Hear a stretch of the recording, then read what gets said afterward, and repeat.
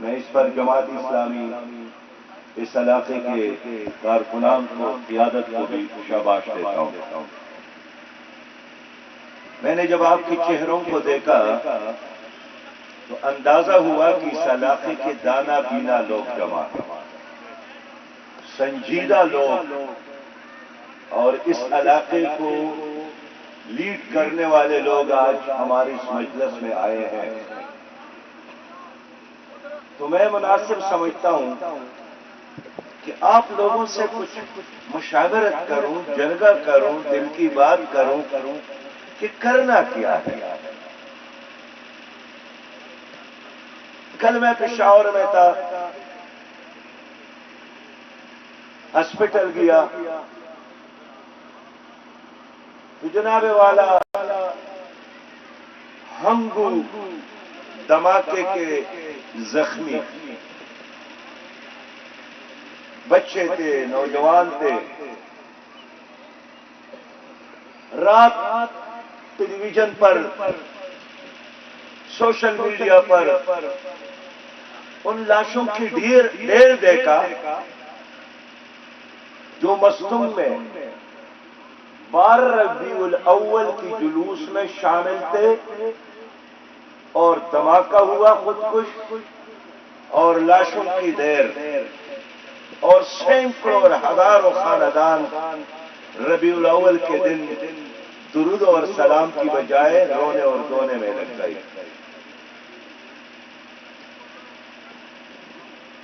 اب 5 دن یہ ہم بات کریں گے اور چھٹا دن بھول جائیں گے، اور پھر ایک اور واقعہ ہوگا، اس پر ہم ایک اور ماتم کریں گے اور پھر بھول جائیں گے۔ آج میں نے اخبارات پہ نظر ڈالا تو ایک خبر یہ تھی کہ وفاقی حکومت نے پٹرول کے 1 لیٹر میں 8 روپیہ کی کمی کی۔ ساتھ والی خبر یہی تھی کہ حکومت نے گیس کی قیمت میں 20 روپیہ کا اضافہ کیا۔ میرے پیارے بھائیوں، میں بازاروں میں رہتا ہوں، گزرتا ہوں، لوگوں کو دیکھتا ہوں۔ حقیقت یہ ہے کہ لوگوں کے چہروں سے مسکراہٹیں غائب ہیں، ایک خوف ہے، بے یقینی ہے۔ مجھے بتائیں، کیا تعلیمی نظام ٹھیک ہے؟ کیا ہماری زراعت ترقی کر رہی ہے؟ کیا ہماری معیشت بہتر ہو رہی ہے؟ کیا ہمارا امن و امان ٹھیک ہو رہا ہے؟ ایک چیز بتائیں ہاتھ اٹھا کر کے، ہاں میں ایک چیز جانتا ہوں جو بہتری کی طرف جا رہا ہے۔ چاروں طرف ایک تباہی، ایک بربادی۔ ذمہ دار کون ہے؟ صدر سے لے کر وزیر اعظم سے لے کر ایک پولیس تک سب اعتراف کر رہے ہیں کہ حالات خراب ہیں، لیکن ذمہ دار کون ہے؟ کوئی بھی ذمہ داری قبول کرنے کے لیے تیار نہیں ہے۔ ہم جس علاقے میں رہتے ہیں، جنوبی ایشیا، ہمارے پڑوس میں افغانستان ہے، 40-50 سال وہاں لڑائی رہی، ایک اچھی حکومت آئی اور آج ان کی کرنسی ترقی کی طرف 3 گنا افغانی اس وقت پاکستانی کرنسی سے مضبوط ہے، 3 گنا۔ ہمارے ملک کا سابق حصہ ہے بنگلہ دیش، ترقی کی طرف۔ نیپال، بھوٹان، سری لنکا، انڈیا، آسمان ہمارا ایک ہے، موسم بھی ہمارا ایک ہے، ہمارے رنگ بھی ایک جیسے ہیں۔ پھر کیا وجہ ہے کہ چاروں طرف لوگ ترقی کی طرف جا رہے ہیں؟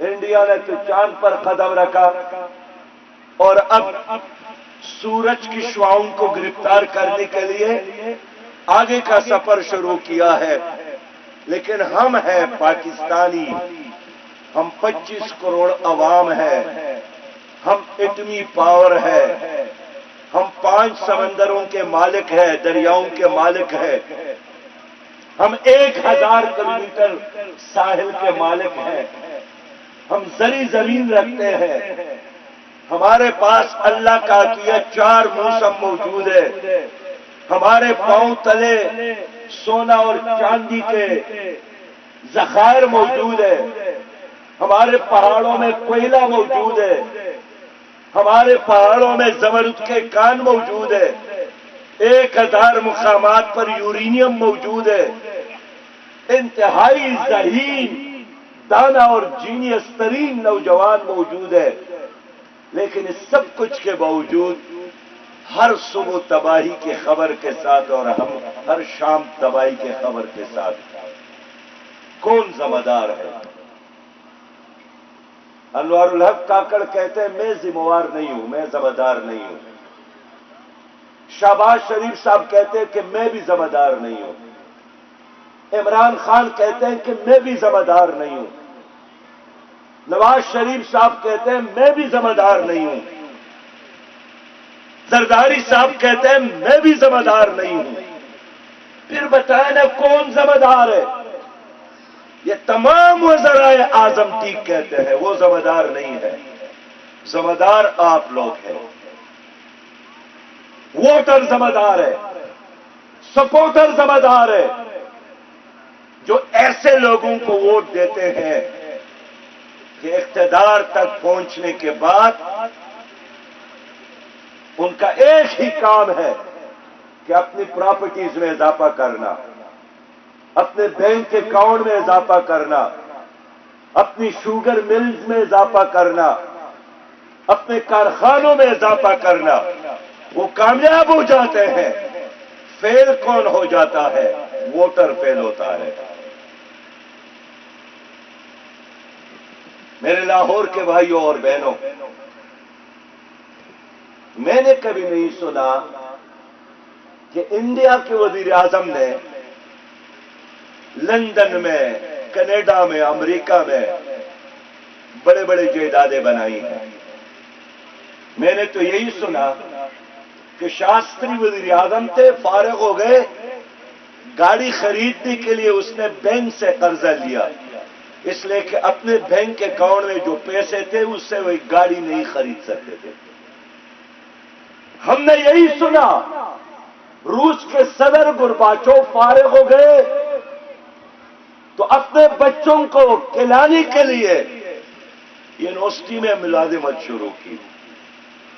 ہم نے یہی دیکھا کلنٹن فارغ ہو گئے تو موٹیویشنل اسپیکر بن گئے یونیورسٹیوں میں جا کر اپنے گزر اوقات کے لیے۔ اوباما ابھی فارغ ہو گئے اور صدارت سے فارغ ہونے کے بعد وہ بھی، ان کے اہلیہ بھی، ان کے بیٹی ملازمت کرتی ہے۔ کبھی آپ نے سنا ہے کہ امریکی صدر کا جائیداد ملیشیا میں بھی ہے؟ کبھی آپ نے سنا ہے کہ برطانیہ کے وزیر اعظم کا کاروبار سعودی عرب میں بھی ہے؟ میرے دوستو، میں آپ کی سوچ سے، میں آپ کی ضمیر سے، میں آپ کے دل پر دستک دیتا ہوں کہ یہ خوبیاں تو وہ تھی جو کبھی خلفائے راشدین کے بارے میں ہم سنتے تھے۔ حضرت عمر رضی اللہ تعالیٰ عنہ کہ آخری وقت میں جب ان کو یقین ہو گیا کہ اب میری موت یقینی ہے، وہ زخمی ہو گئے تھے، گر پڑے تھے، تو وصیت کی اپنے بیٹے کو کہ مجھ پر جو قرضہ ہے تو میرے خاندان سے پیسے اکٹھا کرنا، میرا قرضہ ادا کرنا۔ صلاح الدین ایوبی نے بیت المقدس فتح کیا تھا، لیکن مرتے وقت 60,000 دینار اس پر قرضہ تھا، تو بیت المقدس فتح کرتے وقت سونے کے ڈھیر ان کے قدموں میں تھے، لیکن مسلمان حکمران تھے۔ آج آپ مجھے بتائیں کہ کیا ان لوگوں کے 2 کوپڑیاں ہیں؟ کیا ان کے 4 پاؤں ہیں؟ کہ جیسا ہی کوئی آدمی وزیر بنتا ہے، ممبر بنتا ہے، وزیر اعظم بنتا ہے، ان کی جائیدادوں میں، ان کی پراپرٹیز میں دن دوگنی اور رات چگنی ترقی، اور غریب مسلسل بدحالی اور تباہ اور بربادی کی طرف. کیا آج وقت نہیں آیا ہے کہ ہم اس پر سوچیں؟ یہاں افغانستان کے وزیر خارجہ آئے تھے، ہماری ان کے ساتھ ملاقات تھی. اس نے فگر بتائے کہ ہمارے برآمدات آپ کے برآمدات سے اب زیادہ ہے.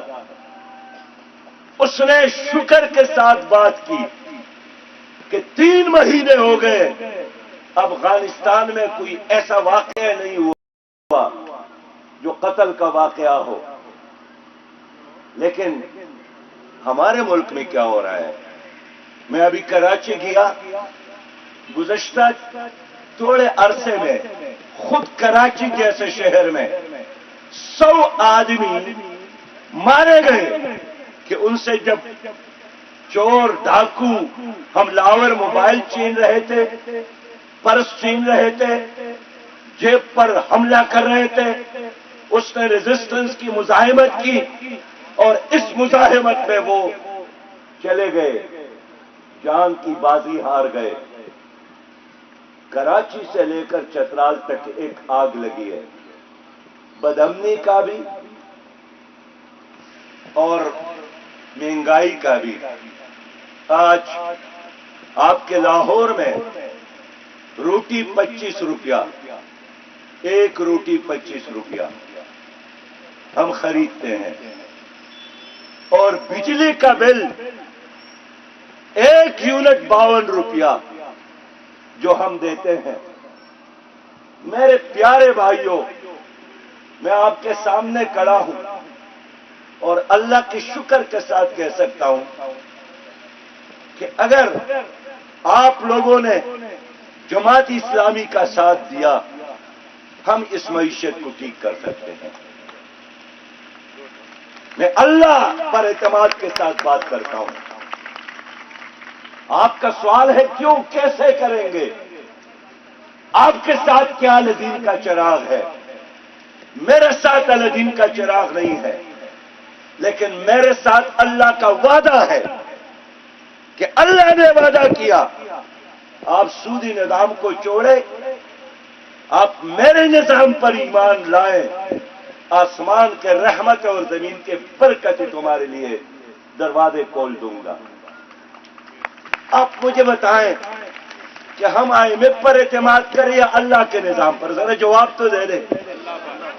آپ کا IMF پر ایمان ہے یا اللہ پر ایمان ہے؟ زور سے بولے، کس پر ایمان ہے؟ اللہ پر ایمان ہے.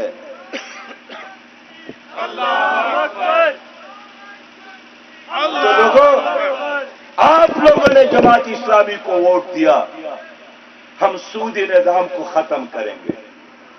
سودی نظام یہودیوں کا نظام ہے، یہ استحصالی نظام ہے، یہ ابلیس کا نظام ہے. اور یہ سودی نظام اس ملک پر کس نے مسلط کیا ہے؟ یہ مسلط کیا ہے نواز شریف صاحب نے، شہباز شریف صاحب نے. اور قاضی اعظم کے رحلت کے بعد جتنے حکمران گزرے ہیں، انہوں نے سودی نظام تمہارے گلوں میں ڈالا ہے. یہ ہتکڑیاں ہیں، اس نے یہ ہتکڑیاں تمہارے ہاتھوں میں ڈالے ہیں. اب سود کیا ہے؟ اللہ فرماتا ہے یہ میرے ساتھ اعلان جنگ ہے. نبی مہربان صلی اللہ علیہ وسلم فرماتا ہے کہ یہ اپنی ماں کے ساتھ بدکاری کرنے کا جو گناہ ہے اس سے بھی یہ زیادہ سخت ہے. تو آپ بتائیں لاہور کے لوگوں، پیپل پارٹی کو، مسلم لیگ کو، PTI کو موقع ملا، اس نے سودی نظام کو ختم نہیں کیا، اس کو مضبوط کیا. ہمارا یہ دعویٰ اور اعلان ہے. میں خود بھی فائنانس منسٹر رہا ہوں خیبر پختونخوا میں. اللہ نے موقع دیا تو میرے اختیار اور میرے زیر انتظام ایک ہی بینک خیبر بینک تھا. ہم نے اس پر پابندی لگائی کہ آپ سودی کاروبار نہیں کریں گے. اسمبلی سے ایکٹ پاس کروایا اور 26,000 لوگوں نے سود کاتے چھوڑ کر اسلامی بینکاری میں اسلام کے طریقے پر کاروبار شروع کیا. میں اس لیے اب چوائس آپ کا ہے. اگر آپ سودی نظام کا خاتمہ چاہتے ہیں تو جماعت اسلامی، اگر آپ سودی نظام کو مضبوط بنانا چاہتے ہیں تو پیپلز پارٹی اور مسلم لیگ اور پی ٹی آئی. آپ بتائیں کہ آپ سودی نظام کے حق میں ہیں یا اس کے مخالف ہیں؟ آپ سودی نظام کے دوست ہیں یا اس کے دشمن ہیں؟ اگر آپ واقعی دشمن ہیں اور سودی نظام کو ختم کرنا چاہتے ہیں پھر حل جماعت اسلامی ہے. میں جرمنی گیا، وہاں کے معاشی ماہرین سے گفتگو ہم نے کی. انہوں نے بھی کہا کہ مستقبل اسلام کا ہے، اسلام کا نظام معیشت. آج جاپان میں شرعی سود 0، اب جرمنی میں شرعی سود کم. ساری دنیا ایک سود فری نظام کی طرف بڑھ رہی ہے، لیکن پاکستان ہے جس میں اس وقت شرعی سود جنوبی ایشیا میں سب سے زیادہ ہے، 22.7%. 22.7%. اگر آپ چاہتے ہیں آپ کو نجات ملے، آپ کے آئندہ نسلوں کو بھی سودی نظام سے نجات ملے، پھر جماعت اسلامی کا ساتھ دے، جماعت اسلامی کو ووٹ دے. ہم نے سود کے خلاف اعلان جنگ کیا ہے. سودی نظام اور پاکستان کا کلمہ لا الہ الا اللہ ساتھ ساتھ نہیں چل سکتے. اگر آپ کہتے ہیں کہ پاکستان کا مطلب کیا لا الہ الا اللہ، تو پھر سودی نظام سے بغاوت کرو، انکار کرو، سودی نظام کے خلاف جہاد کرو. ہم آپ کو یقین دلاتے ہیں مدینہ منورہ میں نبی مہربان صلی اللہ علیہ وسلم کی آمد سے پہلے سودی نظام تھا، یہودیوں کا نظام تھا. تو جس دن حضور صلی اللہ علیہ وسلم نے مسجد نبوی کی بنیاد رکھی تو مسجد سے باہر نکل کر آقائے نامدار احمد مصطفیٰ محمد مجتبیٰ سردار دو کونین نے مارکیٹ کی بنیاد بھی رکھی تاکہ یہودیوں کا گرفت ختم ہو جائے قانونی پر، تاکہ سودی نظام ختم ہو جائے. 1000 سال آپ لوگوں نے حکومت کی ہے دنیا پر، 3 بر اعظموں پر آپ کی حکومت تھی. آپ پوچھیں نا 1000 سال کی حکومت، آپ لوگوں نے انصاف دیا دنیا کو عدالتوں میں، آپ لوگوں نے معیشت دی دنیا کو. تو کیا وہ نظام وہ سودی نظام تھا یا بغیر سودی نظام تھا؟ ہم نے تو 1951 میں سے لے کر 2022 تک عدالتوں میں کیس لڑا جماعت اسلامی نے.